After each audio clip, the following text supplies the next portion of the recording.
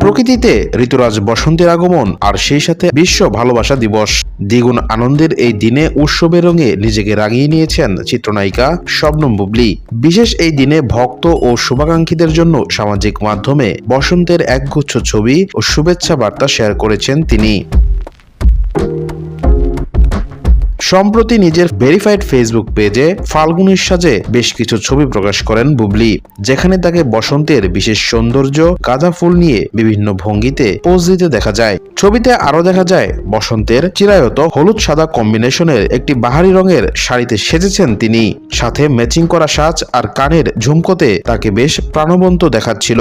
ছবির ক্যাপশনে তিনি লেখেন, বসন্তের ভালোবাসার শুভেচ্ছা সবাইকে।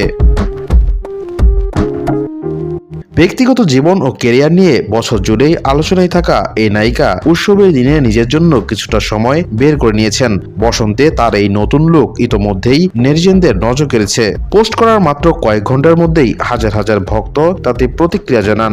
ভক্তরা মন্তব্য করে জানিয়েছেন শুভেচ্ছা।